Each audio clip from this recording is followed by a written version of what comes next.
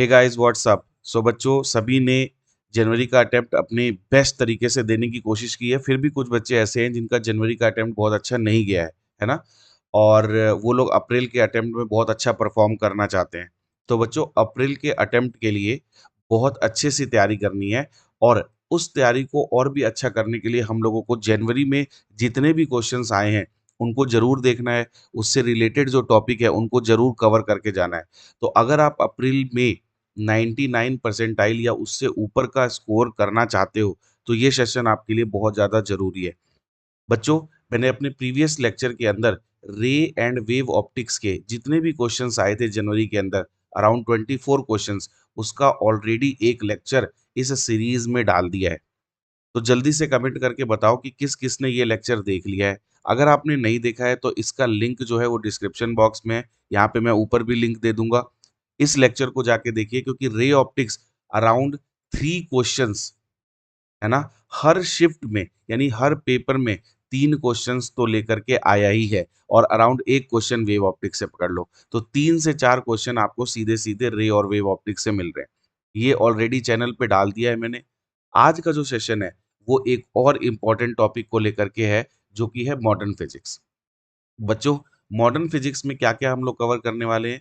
एक तो हम dual nature of radiation and matter को कवर करेंगे, एटम्स को कवर करेंगे, न्यूक्लियाई अपना जो चैप्टर है उसको कवर करेंगे एंड सेमीकंडक्टर को कवर करेंगे। तो इन चारों चैप्टर से रिलेटेड जो भी क्वेश्चंस आए हैं, उनमें से मैंने 27 क्वेश्चंस जो हैं ऑलमोस्ट निकालने की कोशिश की है और ये क्वेश्चंस अगर आप देख लेते हैं, तो ऑलमोस्ट यही क्वेश्चंस हैं जिनके कांसेप्ट रिपीट होने वाले हैं अप्रैल अटेम्प्ट के अंदर। तो अगर आप ये लेक्चर पूरा देखेंगे, तो मॉडर्न फिजिक्स के आपको वो टॉपिक्स तो मिल जाने वाले हैं, जिनसे पूरा का पूरा पेपर आएगा। मतलब उस पूरे पेपर में मॉडर्न फिजिक्स के जो क्वेश्चन होंगे, वो आप श्योर शॉट कर पाएँगे। बच्चों, इस लेक्चर को देखते वक़्त आपको कोई भी नोट्स प्रिपेयर करने की ज़रूरत नहीं है। ये सारे नोट्स या इस लेक्चर का जो पीडीएफ है, वो आपको मेरे टेलीग्राम चैनल पे मिल जाएगा, बिल्कुल फ्री ऑफ कॉस्ट, है ना? ऐसा नहीं है कि उस चैनल पे आपके आके आपको कुछ पे करना है। आपको चैनल को जॉइन करना है और आपको इसका जो पीडीएफ है वो वहाँ से डाउनलोड कर लेना है। बस आपको करना ये है कि उसके लिए आपको इस जो लेक्चर है उसके डिस्क्रिप्शन में जाना पड़ेगा और वहाँ से वो लिंक जो है वो डाउनलोड करना पड़ेगा बच्चों। आपको रूल्स पता है इसको सॉल्व करने के, आपको क्या करना है हर क्वेश्चन को देखने के बाद एक बार पॉज़ करना है वीडियो को, उसके बाद क्वेश्चन को सॉल्व करना है, तो पेन एंड पेपर ज़रूर लेकर के बैठें। इस लेक्चर को मूवी की तरह कोई नहीं देखेगा, है ना? इसको एपिसोड्स की तरह ना देखें। ये कोई है ना एंटरटेनमेंट सीरीज़ नहीं है बेटा, हम लोग यहाँ पे सीरियस प्रिपरेशन की बात कर रहे हैं। तो सीरियस कैंडिडेट्स ही इस लेक्चर को आगे देखें, बाकी एंटरटेनमेंट के लिए इसमें यहाँ पे कुछ भी नहीं है। जिसको सब्जेक्ट्स में मज़ा आता है, उसको ही यहाँ पे एंटरटेनमेंट मिलने वाला है। दूसरी बात, जब आप सॉल्व करेंगे तो हर पॉजिटिव रिस्पॉन्स के लिए +4 यानी कि सही जवाब के लिए +4 और गलत जवाब के लिए -1 अपने आप को स्कोर करना है। सेशन के एंड में आपको अपना स्कोर कमेंट करना है और देखना है कि किसका स्कोर इस सेशन में जितने भी लोगों ने ये वीडियो देखा है उसका स्कोर ज़्यादा है। और कमेंट करके ये भी बताना है कि आपकी टारगेट परसेंटाइल जो है वो कितनी है अप्रैल अटेम्प्ट में। ठीक है? अप्रैल अटेम्प्ट में आप कितना टारगेट जो है वो कर रहे हो और आपका ड्रीम आईआईटी कौन-सा है। ठीक है बच्चों? So this is your educator. चलिए करते हैं स्टार्ट आज का सेशन जो कि है मॉडर्न फिजिक्स के ऊपर। तो बच्चों हमारा जो फर्स्ट क्वेश्चन है, ये क्वेश्चन कह रहा है 2 electrons are moving in orbits of 2 hydrogen like atoms with speed 3 into 10 raised to power 5 meter per second and 2.5 into 10 raised to power 5 meter per second respectively. If the radii of these orbits are nearly same, then the possible order of energy states are respectively. तो बच्चों देखिए ये question कहाँ से उठा करके पूछा गया है? Bohr model of hydrogen atom से पूछा गया है ये क्वेश्चन, है ना? अब इसमें कह क्या रहा है? ये कह रहा है कि अगर उनकी ऑर्बिट जो है इलेक्ट्रॉन की सेम है, तो अब देखो जो रेडियस होता है, वो रेडियस किस-किस बात पे डिपेंड करता है? रेडियस डिपेंड करता है एन स्क्वायर बाई जेड पे, एन स्क्वायर बाई जेड पे और जो स्पीड है, वो किस पे डिपेंड करती है बेटा? स्पीड प्रोपोर्शनल होती है जेड बाई एन के, है ना? इसका मतलब अगर स्पीड जेड बाई एन के प्रोपोर्शनल है और आर प्रोपोर्शनल है एन स्क्वायर से, तो इन दोनों से हम क्या कंसीडर कर सकते हैं। इन दोनों से हम ये कंसीडर कर सकते हैं कि अगर हम रेडियस को ध्यान से देखें तो ये प्रोपोर्शनल हो जाएगा n बाई स्पीड के। हो जाएगा कि नहीं हो जाएगा? क्योंकि अगर मैं n बाई स्पीड रख दूँ तो स्पीड की जगह z बाई n रखूँगा तो यही हमें मिल जाएगा n स्क्वायर बाई z। तो अगर r प्रोपोर्शनल हो गया n बाई v के, ठीक? तो यहाँ से इन दोनों की रेडियस सेम होने पे मैं ऐसा लिख सकता हूँ बेटे कि R1 बराबर है R2 के, तो इसका मतलब N1 बाई V1 बराबर है N2 बाई V2 के। ऐसा क्यों कर रहे हैं हम? क्योंकि उन्होंने हमसे एनर्जी स्टेट का ऑर्डर पूछा है, यानी रेशो पूछा है, या ये कह सकता है एनर्जी स्टेट एक ये है तो दूसरा क्या है। तो इसका मतलब हम यहाँ से निकाल सकते हैं कि N1 बाई N2 का जो ऑर्डर है या रेशो है, वो V1 बाई V2 के बराबर है। अब V1 कितना है बच्चों? 3 इंटू 10 रेज़ टू पावर 5 और V2 कितना है? 2.5 इंटू 10 रेज़ टू पावर 5। तो 10 रेज़ टू पावर 5 से 10 रेज़ टू पावर 5 तो यहीं पे कट गया। तो मैं क्लियरली यहाँ पे लिख सकता हूँ कि N1 बाई N2 जो है वो बराबर होगा 3 बाई 2.5 यानी 25/10 के। तो 5 से काट दें, पचम 25, 5 छक्के 30 तो 6 एंड 5। तो यहाँ पे जो पॉसिबल ऑर्डर होगा वो 6 एंड 5 होगा प्यारे बच्चों। तो चलिए बेटा अब हम लोग चलते हैं अपने सेकंड क्वेश्चन के ऊपर। तो बच्चों अब हम आ गए हैं अपने सेकंड क्वेश्चन के ऊपर। क्वेश्चन कह रहा है given below are two statements. तो ये स्टेटमेंट टाइप प्रॉब्लम है। स्टेटमेंट 1 कह रहा है for all elements greater than the mass of the nucleus greater is the binding energy per nucleon. ठीक। स्टेटमेंट 2 कह रहा है for all elements nuclei with less binding energy per nucleon transform to nuclei with greater binding energy per nucleon. अब देखो ध्यान से समझो, अगर हमारे पास उन एलिमेंट्स की बात की जाए, स्टेटमेंट 1 को देखा जाए, तो अगर हम उन एलिमेंट्स की बात करें जिन एलिमेंट्स में मास ऑफ द न्यूक्लियस ज्यादा है ना, तो उसका कह रहा है कि greater is the binding energy per nucleon, उसकी बाइंडिंग एनर्जी पर न्यूक्लियन भी ज्यादा होगी। बट ऐसा तो गड़बड़ है ना। अगर हम बाइंडिंग एनर्जी पर न्यूक्लियन की बात करें तो जिसका मास नंबर ज्यादा होगा बेटा, है ना, उसका तो बाइंडिंग एनर्जी पर न्यूक्लियन कम होना चाहिए। तो स्टेटमेंट 1 तो फॉल्स हो गई। अब स्टेटमेंट 2 की बात करो, for all elements nuclei with less binding energy per nucleon, जो nuclei less binding energy per nucleon वाले हैं वो ट्रांसफॉर्म हो जाते हैं into nuclei with greater binding energy per nucleon. हाँ, यहाँ पर ऐसा हो सकता है कि जो छोटे बाइंडिंग एनर्जी वाले, जैसे अगर हम बाइंडिंग एनर्जी पर न्यूक्लियन का कर्व देखें बेटा, तो हमारे पास जो बाइंडिंग एनर्जी पर न्यूक्लियॉन का कर्व है वो कुछ ऐसा होता है।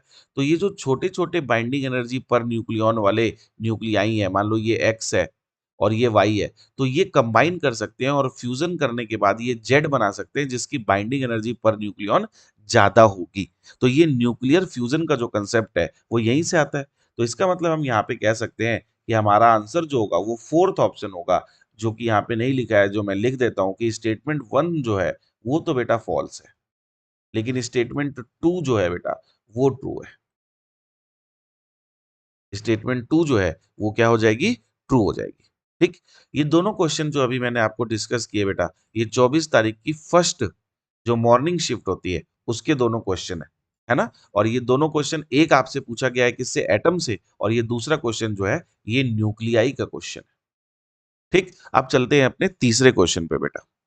तो बच्चों जो तीसरा क्वेश्चन है वो कह रहा है a voltage regulating circuit consisting of Zener diode.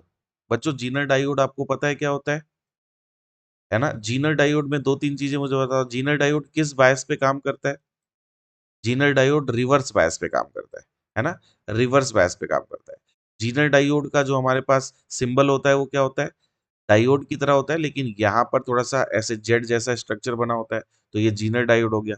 Zener diode जो होता है उसके पास कह रहा है ब्रेक डाउन वोल्टेज जो है वो 10 वोल्ट की है and maximum power dissipation of 0.4 what.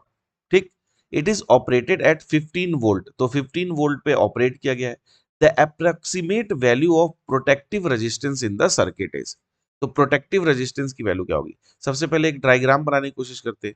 मान लो हमारे पास ये यहाँ पर एक रेजिस्टेंस हमने लिया हुआ है और इसको हमने कनेक्ट कर दिया है बेटा जीनर डायोड के साथ।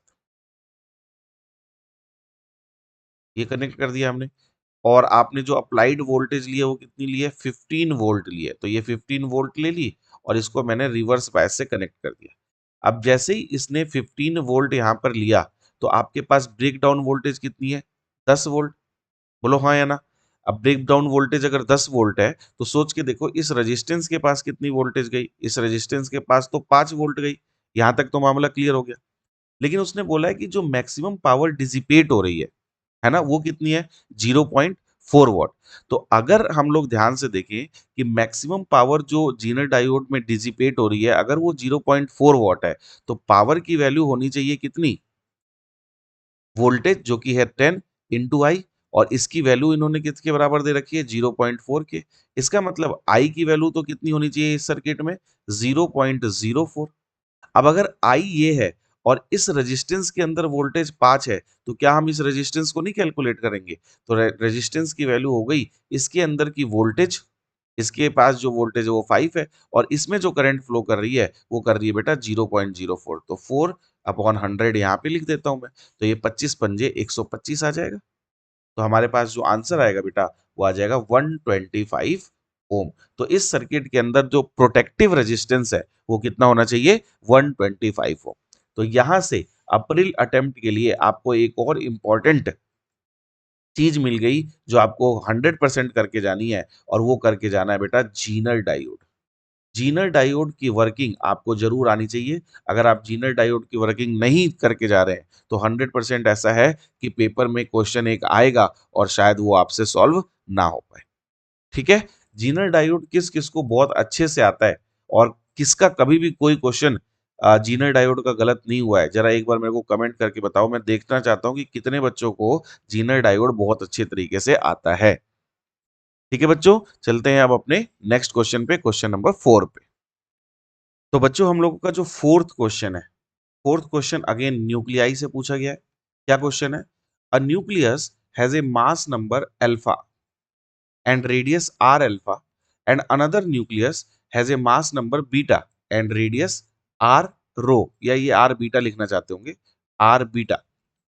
if beta is equal to 8 alpha then r alpha by r beta is। बच्चों हम लोगों को पता है ये तो बहुत ही आसान क्वेश्चन है, वेरी वेरी इजी क्वेश्चन। ये क्वेश्चन कैसे कह सकते हैं? बेटा हम लोगों को पता है कि किसी भी न्यूक्लियस के अंदर जो रेडियस होती है वो डायरेक्टली प्रोपोर्शनल होती है cube root of mass number के। तो यहां पर भी अगर हम लोग अल्फा वाले की रेडियस देखें, है ना, तो वो हम लोग लिख सकते हैं R alpha is directly proportional to alpha की पावर 1/3, और आर बीटा को हम लोग लिख सकते हैं बेटा डायरेक्टली प्रोपोर्शनल टू बीटा की पावर 1/3। ठीक, तो यहां से हम लोग लिख सकते हैं that R alpha by R beta is equal to alpha by beta की पावर 1/3। अब ये जो रेशो हमें दिया है बीटा बराबर 8 अल्फा, तो यहां से क्लियरली पता चल रहा है कि अल्फा बाई बीटा कितना दिया है? 1/8। तो इसको मैं लिख सकता हूँ 1/8 की पावर 1/3, और 1/8 को 2 की पावर 3, आप लोग मैथमेटिक्स के बच्चों इसमें ज्यादा कैलकुलेशन मेरे को बताने की जरूरत नहीं है। तो अल्फा बाई बीटा कितना आ जाएगा बेटा? 1/2। ठीक है, तो हमारा आंसर यहाँ पे होने वाला है 0.5। आई होप ये क्वेश्चन सभी बच्चों का सही होगा। बच्चों ये जो क्वेश्चन था ये आपसे पूछा गया था 28 की इवनिंग शिफ्ट में। ठीक है, 28 की इवनिंग शिफ्ट में। चलिए चलते हैं नेक्स्ट क्वेश्चन पे। तो प्यारे बच्चों ये जो नेक्स्ट क्वेश्चन है ये डायोड्स के बेसिस पे है। क्वेश्चन पूछा गया है कहाँ से? सेमीकंडक्टर से, और ये है हमारा फिफ्थ क्वेश्चन।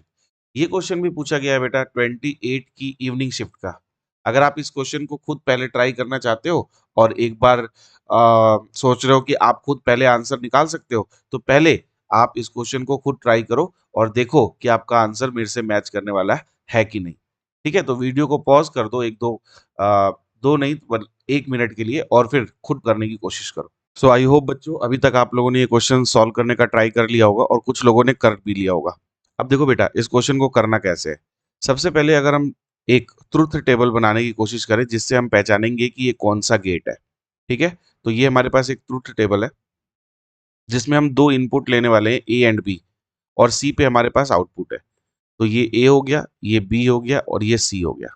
अब सोच के देखो, जब मैं इनपुट ए और बी को 0 0 लूंगा, तो जैसे जैसे मैंने इन दोनों को 0 0 लिया, तो यहाँ पे 0 और यहाँ पे 0, तो ये कंडीशन क्या हो गई, यहाँ पे आपके पास है 5 वोल्ट और यहाँ पे 0, तो ये एक फॉरवर्ड बायस की कंडीशन हो गई। फॉरवर्ड बायस की कंडीशन होते ही जो करंट है वो इन दोनों से चली जाएगी और यहाँ पर जो आउटपुट मिलेगा सी पे वो कितना मिल जाएगा, 0। तो 0 0 के लिए हमें 0 मिल रहा है। ठीक, अब देखो जैसे ही आप ए पर 1 का इनपुट दोगे, तो ए पे 1 का इनपुट देते ही यहाँ पर क्या हुआ, 5 वोल्ट आ गया और यहाँ पे कितना है अभी भी आपके पास 0। तो अब ए जो है वो तो रिवर्स बायस की तरह काम करने लगेगा।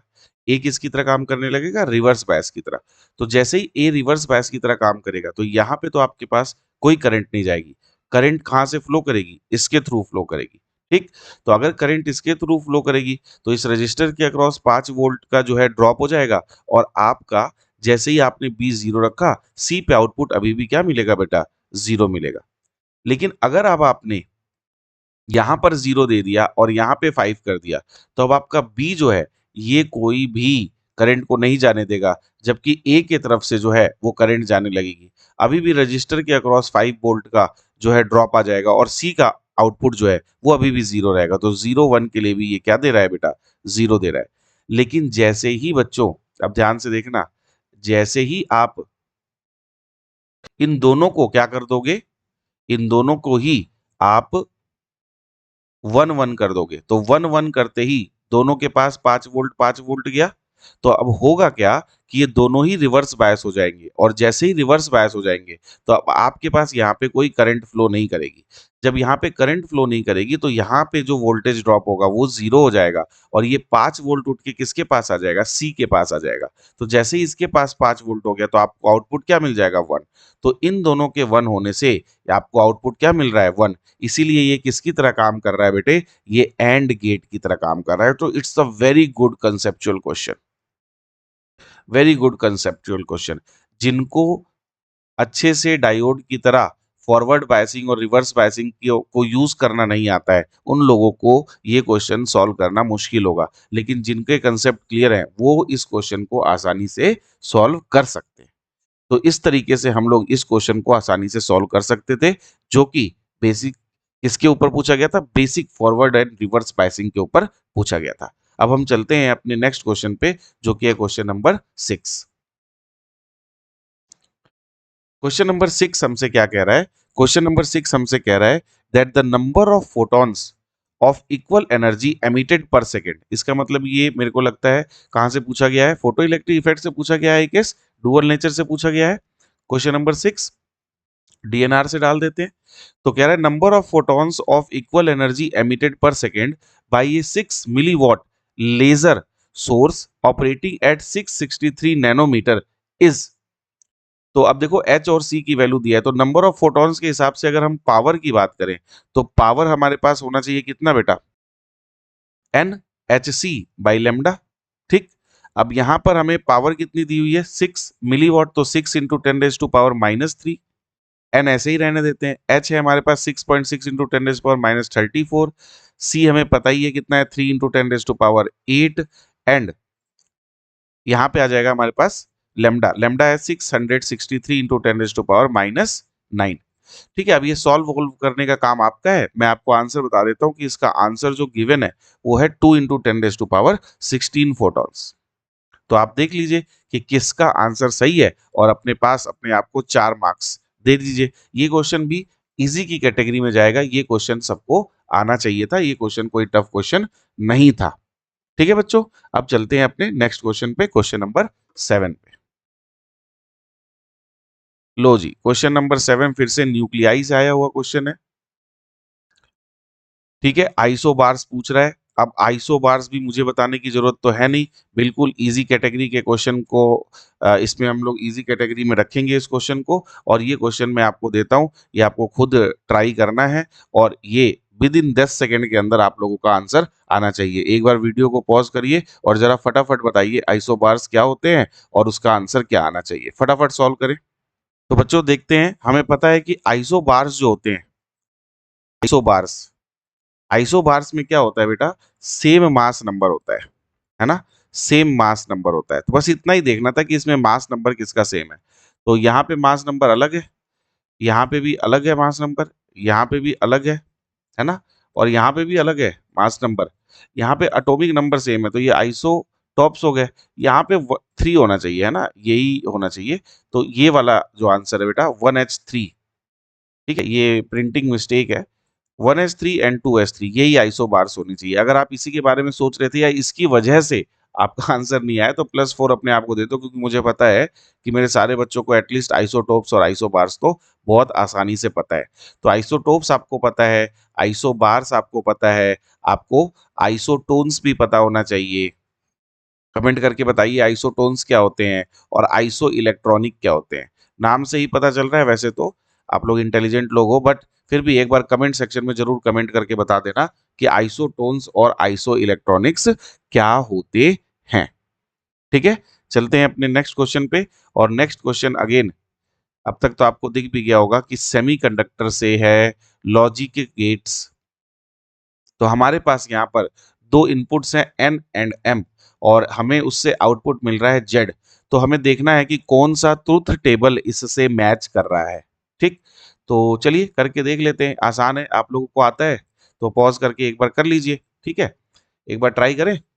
तो सबसे पहले जो हम लोगों ने देखा, चारों में 0 0 का इनपुट लिया हुआ है, तो 0 0 ले लेते हैं। तो जैसे 0 0 लेंगे तो यहाँ से 0 चलेगा तो यहाँ 0 पहुंचेगा, यहाँ से 0 पहुंचेगा, यहाँ से 0 पहुंचेगा। अब 0 और 0 यहाँ पे पहुंचा, कौन सा गेट है? ये एंड गेट है ना? तो एंड गेट है या वो है और गेट है? और है ना? एंड के लिए तो ऐसे सीधी लाइन होती है, तो और अगर है तो 0 × 0 0 देगा, और 0 और 0 यहाँ पे भी 0 देगा, लेकिन यहाँ से 1 आ जाएगा। तो 0 0 को 1 मिलने वाला है। तो ये पहला आंसर हो सकता है या हमारा फोर्थ हो सकता है, फोर्थ ऑप्शन हो सकता है। अब देखो इनमें कौन सा मैच नहीं कर रहा, तो इन दोनों में सेकंड भी मैच नहीं कर रहा, तो सेकंड से ही चेक हो जाएगा। अब हम डाल के देखते हैं, 0 और 1 डाल के देखते हैं। तो जैसे यहाँ 0 डाला और यहाँ 1 डाला, तो यहाँ से आया 0, इस 1 की वजह से यहाँ पे पहुंचा 1, और यहाँ पे पहुंचा 1, 1 और 1 का यहाँ पहुंचा 1, और 1 और 0 का यहाँ पहुंचा कितना एंड के केस में? तो 0 और 0 का क्या पहुंचा? 1। तो मेरे हिसाब से आपका फोर्थ आंसर यहाँ पर आसानी से हो जाना चाहिए। ये तो बहुत ही बेसिक से उठा के पूछा गया क्वेश्चन था। ठीक है, तो यहाँ पे मैंने सीधे ट्रुथ टेबल डाल के क्वेश्चन जो है कर लिया है। आप चाहें तो इसमें लॉज अपने जो लगते हैं वो लगा के भी कर सकते हैं। ठीक है, मैंने सीधे ट्रुथ टेबल से क्रॉस चेक करके कर दिया है। चलते हैं अपने नेक्स्ट क्वेश्चन पे। अब हम लोग कौन से क्वेश्चन पहुंच गए हैं? तो ये हमारा पिछला वाला 7 था, तो ये हो गया 8। और ये क्वेश्चन पूछा कब गया है? ये पूछा गया है आपका 23 तारीख को इवनिंग शिफ्ट में। ठीक, अब पहुंच जाते हैं हम लोग क्वेश्चन नंबर 9 पे। 9 फिर से न्यूक्लियाई से पूछा गया है। 9 क्वेश्चन ये न्यूक्लियस से पूछा गया है। देखें क्या है question. The average energy released per fission for the nucleus of uranium 23592 is 190 mega electron volt. When all the atoms of 47 gram pure uranium undergo fission process, the energy released is this, then the value of alpha is। तो बच्चों देखो, अगर पर fission की बात करें तो पर फिजन से इतना निकल रहा है, और हमारे पास 47 ग्राम है। तो 47 ग्राम का मतलब हो गया, या 47 ग्राम का मतलब हो गया कि सबसे पहले तो हम इसमें मोल्स निकालें। मोल्स निकालने के बाद हम देखें कि कितने नंबर ऑफ न्यूक्लियाई प्रेजेंट थे, और हर न्यूक्लियाई का अगर फिजन होगा और पर फिजन पे इतनी एनर्जी मिल रही है, तो एक्चुअली कितने टोटल एनर्जी हमको मिल सकती है। ठीक, तो सबसे पहले हम लोग यहाँ पे मोल्स कैलकुलेट करते हैं। तो नंबर ऑफ मोल्स की वैल्यू होती है बेटा वेट अपॉन मॉलिक्यूलर वेट। तो यहां से नंबर ऑफ मोल्स आ जाएगा 47 अपॉन मॉलिक्यूलर वेट है 235। ये आ गया नंबर ऑफ मोल्स। तो ये देखो किसी से जा रहा है, 5 के आसपास होना चाहिए ना, 50 इंटू 5 250 होगा ना। तो 5 से देखो कट रहा है क्या? 5 से 35, 3 5 चौक 20 3 23, हाँ कट रहा है। तो यहाँ से आ गया 1/5। तो n की वैल्यू आ गई 1/5 मोल्स। बेटे तो अब हमारे पास 0.2 मोल्स हैं। ठीक, अब टोटल एनर्जी अगर रिलीज देखो, तो तुम्हारे पास मोल्स कितने हैं? 0.2 यानी कि 1/5। तो नंबर ऑफ न्यूक्लियाई पर एटम या पर मोल अगर इन्होंने दिया हुआ है, तो इसको मल्टीप्लाई कर दें, तो इतने फिजन्स होंगे। पर फिजन की एनर्जी कितनी है? 190 मेगा इलेक्ट्रॉन वोल्ट। तो टोटल एनर्जी इतनी आ गई। As simple as that. जब इसको कैलकुलेट करोगे बच्चों तो ये आ जाएगी 228 इंटू 10⁻23, क्योंकि मैंने ऑलरेडी कैलकुलेट करके रखा हुआ है ये, तो मेगा इलेक्ट्रॉन वोल्ट में। तो यहाँ पे अल्फा की वैल्यू जो आनी चाहिए वो आनी चाहिए 228, if I am not wrong. ठीक है, तो इस क्वेश्चन को भी हम लोग एक बेसिक और इजी कैटेगरी में ही डाल सकते हैं, कोई टफ क्वेश्चन नहीं पूछा गया है। ठीक, चलते हैं अगले क्वेश्चन पे। ये क्वेश्चन भी आपका जो है बेटा वो पूछा गया है, किस शिफ्ट में पूछा गया है? ये 23 की इवनिंग शिफ्ट में पूछा गया है। 23 की इवनिंग शिफ्ट में। लो जी भैया, जिसका था सबको इंतजार वो घड़ी आ गई, डी ब्रोगली वेवलेंथ। कई लोग सोच रहे होंगे कि भाई कौन सा मॉडर्न फिजिक्स चल रहा है, इसमें डी ब्रोगली तो आया नहीं। पूरे टाइम तो टीचर्स ये कहते रहते थे कि डी ब्रोगली से आएगा, डी ब्रोगली से आएगा, और डी ब्रोगली से क्यों नहीं आ रहा? लो जी, आ गया है डी ब्रोगली से क्वेश्चन। तो क्वेश्चन पढ़िए, वीडियो को पॉज करिए और जरा सॉल्व करके बताइए कि आपका आंसर मेरे से पहले या सही आ रहा है कि नहीं। हम पहुंच गए हैं लेडीज एंड जेंटलमैन अपने 10th क्वेश्चन पे, जो कि आया है डुअल नेचर ऑफ रेडिएशन में, और आपके favourite topic de Broglie, de Broglie, de Broglie से। चलिए चलिए, शाबाश करिए। हाँ जी, तो ये क्वेश्चन है, the de Broglie wavelength of N oxygen molecule eight 27 degree Celsius is x into 10⁻⁻12। The value of x is. तो बच्चों डी ब्रोगली वेवलेंथ जो हमारे पास होती है लेमडा, वो h/p होती है, ये तो हमें पता है। और p जो होता है वो काइनेटिक एनर्जी से रिलेट किया जा सकता है, तो वो √2m k लिखा जा सकता है। और काइनेटिक एनर्जी याद है आप लोगों को टेम्परेचर से कैसे रिलेट होती है? तो काइनेटिक एनर्जी 3/2 kBT होती है, जहाँ पे k बोल्ट्जमैन कांस्टेंट है। अगर इस काइनेटिक एनर्जी को उठा के बेटा यहाँ रख दूं, तो मेरे पास जो लेमडा की वैल्यू आ गई वो कितनी आ गई? h/√2m into 3/2 kBT। मुझे क्या क्या दिया हुआ है क्वेश्चन में? बोल्ट्जमैन कांस्टेंट पता है, मास ऑफ ऑक्सीजन मॉलिक्यूल पता है, ठीक है, बहुत अच्छी बात है, 2 से 2 उड़ चुका है। बोल्ट्जमैन पता है, एच भी पता है, एच भी दिया हुआ है, और क्या चाहिए भाई तुम लोगों को? ये सब सॉल्व करो। ये सब सॉल्व करके तुम्हारा आंसर यहाँ पे 26 आना चाहिए। आंसर इसका 26 है। सॉल्व मैं करूंगा नहीं, सॉल्व करना आपका काम है, मेरा काम है रास्ता दिखाना। रास्ता मैंने आपको दिखा दिया। यहाँ पर हम लोगों को इस काइनेटिक एनर्जी को इसके थर्मल या टेम्परेचर इंटरप्रिटेशन से जोड़ना था, जिसको ये वैल्यू याद होगी। दो चीजों को जोड़ के पूछ लिया है, अगर याद होगा तो आप कर पाएंगे। तो जिसका था आपको इंतजार डी ब्रोगली का, डी ब्रोगली से भी एक क्वेश्चन आया, बहुत ही धमाकेदार क्वेश्चन नहीं आया है। पिछली बार इन्होंने अच्छा क्वेश्चन पूछा था, पिछली बार नीट में भी बढ़िया क्वेश्चन पूछा था। बट अच्छा, एक चीज और मैं क्लियर कर दूं, कई लोगों को लग रहा है कि कुछ लोगों ने मेरे को मैसेज करके पूछा है ईमेल करके कि सर क्या नीट वाले बच्चों को ये हम लोगों को जो क्वेश्चन सीरीज कर रहे हैं ये करनी चाहिए कि नहीं? 100% करनी चाहिए भाई साहब। नीट का पेपर भी बढ़िया आ रहा है, ऐसा नहीं है कि नीट का पेपर बहुत हल्के में आ रहा है। तो नीट के वाले बच्चों को ये करना चाहिए कि नहीं करना चाहिए? मेरे हिसाब से 100% ये जो क्वेश्चन सीरीज चल रही है ये नीट के बच्चों को भी फॉलो करनी चाहिए बच्चों। ठीक है, हम चलते हैं अपने अगले क्वेश्चन पे। Question number 11।